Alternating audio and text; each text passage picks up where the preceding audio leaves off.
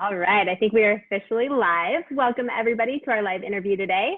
We're going to be speaking with Ray and Jason, more commonly known as Getaway couple on YouTube. We're super excited to be chatting with them today about all things RVing. We're gonna discuss their RV Masterclass, overcoming obstacles on the road, and what keeps them RVing even when things aren't always perfect. Stick around, you won't wanna miss it. And if you have any questions for Ray and Jason, leave them in the comment section below and we will try to get to them live. My name is Stacy. I'm the marketing director here at Wholesale Warranties.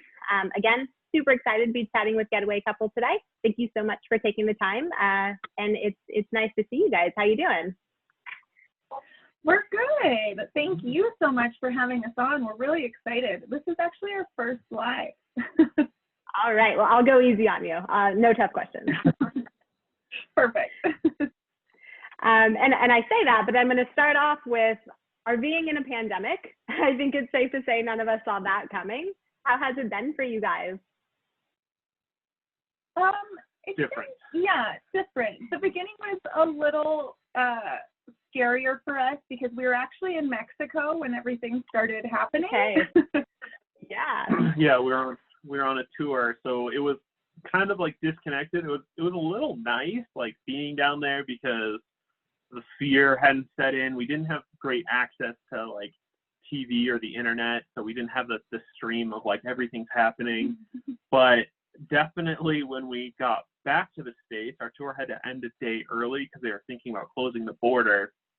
So when we got back to the States, it was kind of like everything was already cleaned out, like the grocery stores, and so it was a little scary. Campgrounds were closing. The news was very gloom for RVers, so we kind of went into this like panic mode. Yeah. But everything's fine now. Excellent. So yeah, things are starting to open up, but I think you guys mentioned you're still actually boondocking. You're not in a campground. Where are you guys now?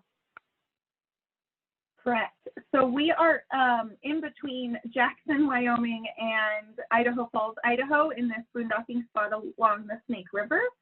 And it's gorgeous here. Yeah, we spent like the last 4 or 5 weeks boondocking, and that is a lot different than the first month where we spent in a campground. The first 2 months, yeah. We stopped So moving. the first 2 months of lockdown was in a campground.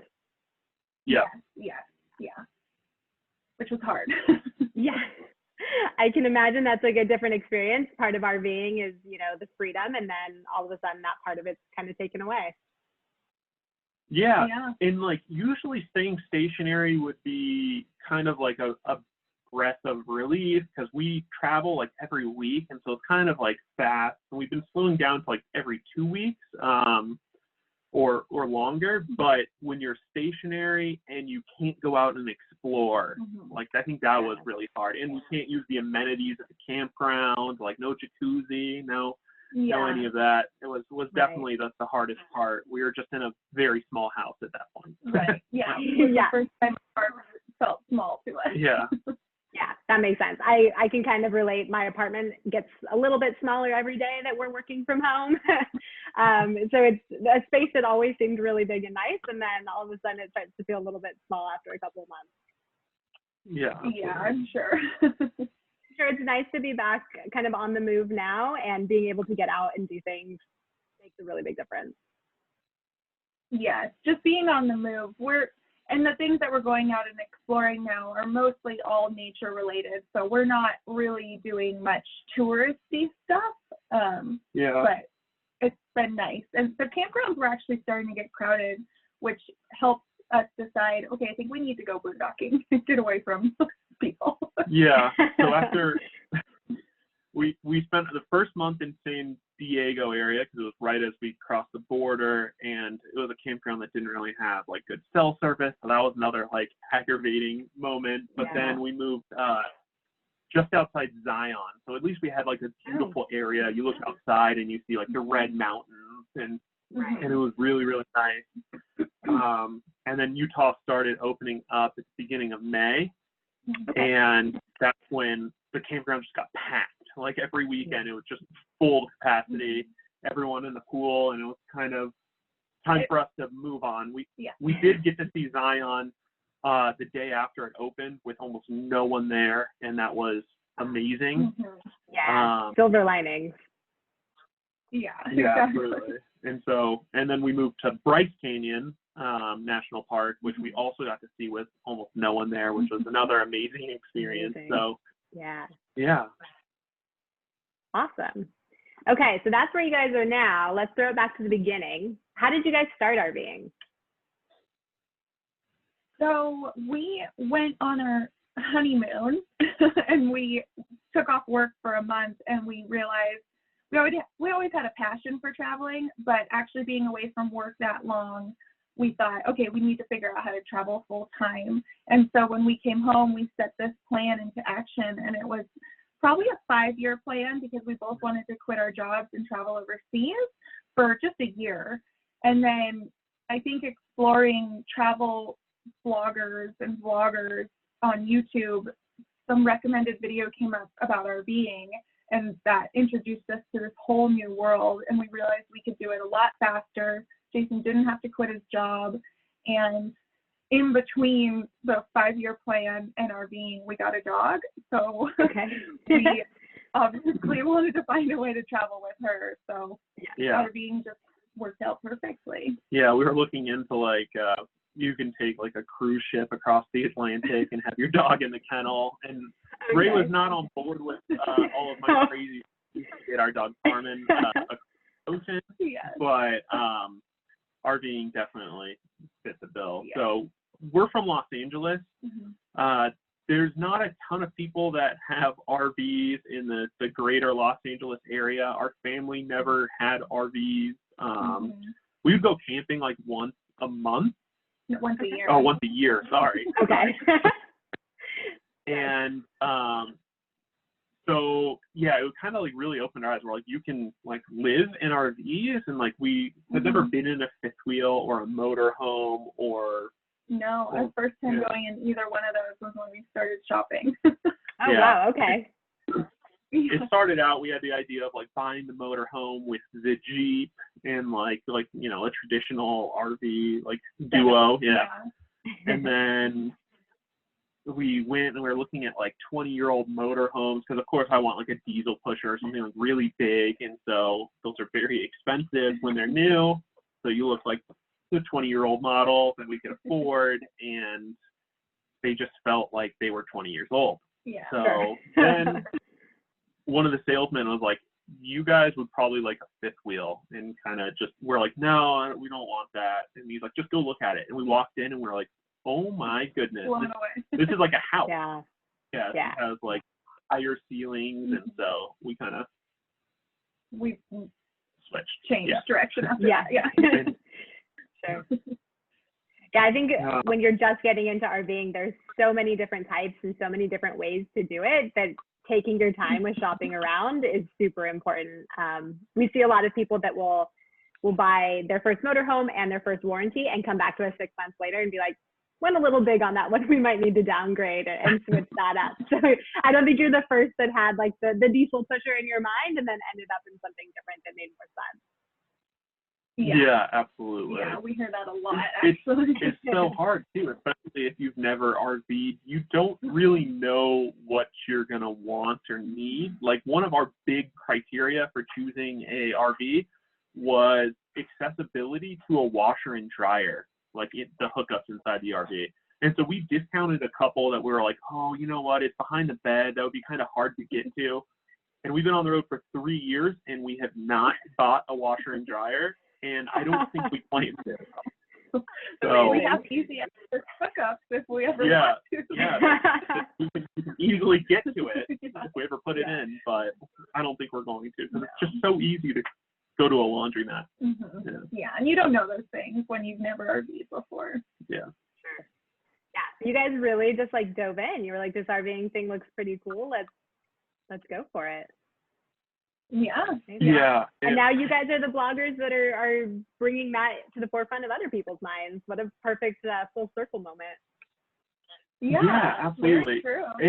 And that's something we always try to talk about too, is like deciding to RV is the hardest part of RVing. Like if you decide you want to go and hit the road and like you have a remote job, like doing it is super, super easy, because literally the worst case scenario is that you come back to where you are now, right? So like, you hit the road and like, you don't like it. Yeah. You come back and you get another apartment or get another house, and you're back to square one. So like but it's so hard to make that initial, like, it's a fear thing, right? Fear of the unknown, and we totally understand it.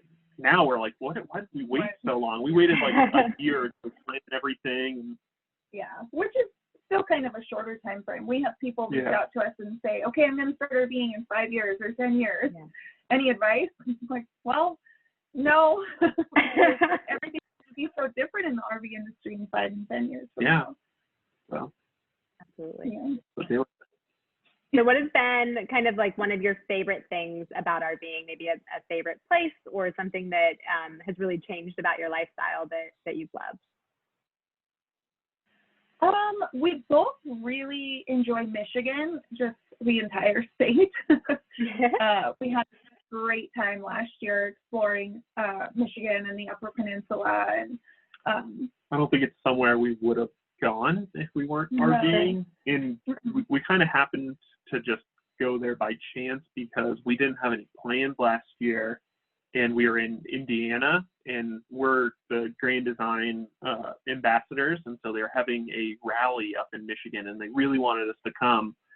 And it just worked out because we had nothing else to do, which is... We love going to rallies. Yeah, that's the freedom part of RVing. And so we're like, yeah, I guess we'll go to Michigan. And we love it. Yeah, in the summer, of course, once again.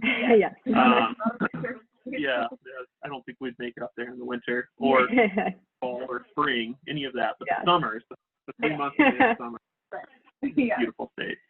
But yeah, and then I think the second part of the question was what have we changed or what have we noticed we've changed? Yeah. And I'd say we're both just a little more, well, me especially, laid back. I was very like high strung and strict, and I was a project manager before we left, so I'm very goal oriented, and I still am, but I'd say RVing has definitely chilled me out. That makes sense. Yeah. When you have all of the options and you can kind of change as you go, it makes sense that it might take some of that stress away, some of those, having things in a row. Yes, that was actually the hardest part, to be honest, in the beginning, was having so many options and just making a decision. Yeah, and I think it's still probably one of the hardest parts of RVing. Like, it's such a first world problem of like trying to figure out like, I can go anywhere. Where should I go? Or what should I see this month? But you definitely get analysis paralysis. But it's a good analysis. A good problem to have. It's a good problem. Good problem to have. Yeah. And then sometimes the decisions are made for you, like going to Michigan for a rally, and that ends up being one of your favorite places. So never know what's going to happen. Yeah. Yes. And we've actually, we've been boondocking with a couple other RVers right now, and it has been fantastic to have them just pick a place and say, hey, this is where we're going next. And we're like, okay. And I never would have done that before, but it's so nice to not have to find the location or find the dump stations. Like, we just get to go on this mini caravan and actually enjoy ourselves. Yeah. That's awesome. Love it. Yeah. So those are the fulfilling sides of RVing. I imagine there are a few obstacles too. Can you share some of those that you've had to overcome in your journey? Absolutely. Yeah. So I guess the number one thing is you're constantly learning new things. Which wouldn't sound like a bad thing, but it can get overwhelming when you're faced with a problem and you tackle it and you figure it out and you think, okay, I got this going forward, but then you're just faced with a new problem. So you're constantly getting new problems, which is, I think the thing how you get over that is you just accept that you will constantly have new problems, and when they happen, they just happen. We used to get really caught up in it and freak out, and I mean, we've almost dropped the trailer off the truck. We got stuck in the mud. We got stuck in a thunderstorm, and trees went down overnight. Both sides of the road. Yeah, so we were trapped in the middle of nowhere. No cell service, because the storm also knocked out the cell tower. So, wow. You kind of feel helpless at times, but you start to just learn what you need and how to feel not helpless, more self-reliant, I guess, is like the good side of all of that stuff happening. Like now we have tow straps. So if we get stuck in the mud, we can get someone to haul us out. Or we have a chainsaw. Yeah, we have a chainsaw. For you to walk the road again, you can move it. Yeah. There you go. Never would have thought to pack one of those when you first started, but a chainsaw can come in handy. Yeah, exactly. And now that we have it, we'll probably never have to use it. But I would rather now. I don't feel as helpless. Like if we get trapped by trees blocking us in on a road. Like I had like a handsaw and I was out, or like a motor handsaw, and I was out there trying to like stop these trees that are like huge. 12 inches around, and the saw blade has like 2 inches, and so it didn't work. But I got most of the limbs off. I'll tell you that. Yeah. There you go. So yeah, it's definitely that. You definitely get more accustomed to it, but that is the downsides are you get stuck in situations that you never thought you would be stuck in. So. Yeah. It's a good chance to develop some new skills that you wouldn't have planned to have. So kind of knowing that, what is your advice or some tips for RVers or people that are looking to get into it but are maybe nervous for reasons like that to actually hit the road and commit? We just tell people now, just do it and have no expectations, because we've noticed the places that we've had high expectations for and we've just been so pumped to get there and see can sometimes turn out to be disappointing. And then some places like Michigan where you have no expectations and you can't even like picture what it would look like in your mind, and you get there and it's phenomenal. So as Jason said before, the scariest part is just taking the leap into it. And I get that people want to research and feel as prepared as possible, but you are going to have to learn things on the road. So you can do the proper research to be prepared, but I think mentally preparing yourself for new challenges is our advice. Yeah, that's definitely. I mean, you can watch, there's tons of YouTube videos out there, and you can try to compile everything that any person has ever needed, but I think you kind of just learn as you go with the blows. Absolutely. And if you are going to watch YouTube videos and do some research, if I could just recommend Getaway Couple as a YouTube channel, excellent videos there. Definitely would want to check those out. So you guys are veterans now. You've been through a lot as RVers. You have a lot of information to share. Let's chat about this RV Masterclass. We know that's one of your new projects. How did you come up with that idea, and what's that all about? Yeah, it's kind of an interesting thing. I actually bought the domain name RV Masterclass in June of 2017 before we hit the road, because I think in my research I was like, oh, those would be great to like have structured classes, because as much like I'm a very, very good researcher, and so like from my job in information security, I've always been learning, and I'm always used to just Googling stuff, but most people aren't. And so having like all these different pieces of information about RVing, which is a completely different lifestyle, is hard because they're everywhere. And so if you just want to like hit the road, you kind of need a more structured learning plan. Or that's what we wanted. Yeah, that's what I would have preferred. Instead of, going to 100 different websites and getting 100 different opinions, I'd rather have one person tell me what I need to do. A shortcut, right? So it's always been on the back burner because we always have way more stuff to do than we have time, and so many places to see and adventures to take. So we recently just did a RV buyers boot camp in Tampa in January with our friends Morton's on the Move and Driving and Vibin', because it was the Tampa RV show, and we had previously talked about doing other events, and then it just kind of made sense for us to do an RV purchasing one. We started getting a bunch of questions about like, what should I look for and all that, because the show season was starting. And so we put on an in-person event and trained a bunch of people how to buy RVs and kind of go through the whole process, because it's not the same as buying a house or a car. Yeah. And so just letting people know what to expect. So we did that in-person thing, and it went really well. So from there, we decided, well, what else do we personally know that we can help people with? So luckily, with all of their help, we went for preparing to full-time, because that's a whole separate journey. So we have RV Buyers Bootcamp, how to buy an RV, and now we have preparing to full-time. If you're interested in learning about transitioning to a full-time RV lifestyle, you can learn about changing domicile and what that even means, because I don't think we ever heard that word before we hit the road. Yes. Health insurance. How to get mail is another huge one, which we actually have a package to pick up today, so it's not hard if we're in the middle of the wilderness. Exactly.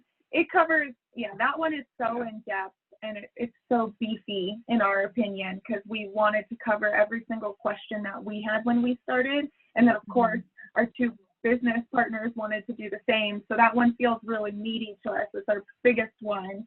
But that should definitely guide you through the process. And then our third one is Boondocking 101, which teaches you just taking that next leap into boondocking, because that felt like a whole new world to us as well. We jumped into RVing and we didn't boondock for 2 years. So, yeah, and then because it was like we have a big RV and we're kind of like nervous of like driving down dirt roads, and then like what if we get stuck, and like and our friends were like, just buy a generator at Harbor Freight and you have everything you need. Fill your tanks with water and like we'll show you. And so having them, who are, I think that's like they only boondock, and so having them like kind of show us and having them there really helped with our transition. But not everyone has that, someone to like take them out and show them the ropes. So we kind of wanted to be that for everyone else. So like how to find water, where do you dump your tank, like how to find that spot, where do you put trash, and like how do you power your RV, and where do you get the water from, and just all of that, and especially finding spots and how to scout them, and like all of the really scary side, we cover in that course to just help people get out there. I mean, we've been boondocking for 6 weeks now, so we paid maybe $10 in fees for water and sewer for 6 weeks, and we've gone from beautiful location to beautiful location. We've been on rivers for 4 weeks now. So I personally, like, the house across the street from us right now, or I guess across the river from us right now, is a $6 million house. So it's like I would never get to stay here because I don't think I would buy a $6 million house way out here in the middle of nowhere, Idaho. But it's amazingly beautiful. And with the pandemic happening, our next transition was, let's move all of these courses to online. So we would love to do more in-person events eventually, and I think through RV Masterclass we'll probably be able to do that. But right now, everything's online, and we just wanted people to have instant access, because we've heard this is now going to be the year of RVing, and people who've been thinking about it are going to be jumping in. Yeah, and that does remind me, it's not, so those are what we call our signature courses, which are the ones that we've created, we host. But RV Masterclass isn't just for showing our courses. We found all the RV courses out there that we could, and we also have them on there. So if you don't find one of the things we have on there interesting, like Less Junk More Journey has a course on RVing to Alaska, and so like things like that are also on there. RV Education 101 also has like motorhome orientation and walkthroughs and maintenance courses, and so none of us or our business partners own a motorhome, so it was hard for us to do a motorhome maintenance course. But we wanted to kind of be like a single area where people can come and find the knowledge that they need. Like a one-stop shop for RV education. Awesome. I love it. There's a phrase that the owner of Wholesale Warranties, Jeff, always says, and he always says, you don't know what you don't know. And I think a lot of that plays into RVing, because there's the things that come up automatically, like where am I going to stay, like how much is it going to cost, all stuff like that. But there's things like domicile and mail and all of these really niche things, or boondocking, that you may not have even considered when you decided RVing was going to be the thing for you. So it's really useful to have all of those classes available and be able to get the information you're looking for and more that you didn't know you needed until you hear it. So I think there's a lot of value in that. And like you said, we keep hearing those same reports. This is going to be like the RVing boom of the century. So there's a lot of people that are new to RVing and just itching to get outside, which I totally understand. But I hope that we can direct them to something like RV Masterclass first so that they can do it safely and kind of know what they're getting into when they do leap into this lifestyle. Yes, definitely. And we will continuously be adding courses there as we get feedback of what other people would like to learn about. So we're really excited about it. Sounds amazing. So what's next for you guys on your RV journey? Well, we will be leaving, I think, in about a week, and we'll be heading over to Yellowstone, more boondocking. Nice. We're kind of just meandering around because our plans got changed. So we're just going to try and get to as many national parks as we can. And we do have intentions to visit Michigan again, because why not? Yeah, sure. Just waiting for it to warm up a little bit up there. Yeah. Fair. And so your YouTube channel seems to be growing really quickly. What's the most rewarding part about that side of Getaway Couple, about vlogging and kind of sharing your adventures there? Well, we started the channel almost the same reason we started RV Masterclass. We just wanted to be able to put things out there that we haven't seen before. So we're very open with our mistakes and all of the issues I mentioned that we've gone through. We have vlogged about it. So if you like watching other people in misery, our channel's the place to be. But I think the most rewarding part is having people reach out and tell us, hey, because you made this mistake and you made it public, we didn't make the same mistake, or we learned from that, or we picked up this tool, or we're buying a chainsaw. We're buying a chainsaw. Yeah, that is really rewarding to know that we're actually helping people. And then meeting our community in person is a huge highlight for us.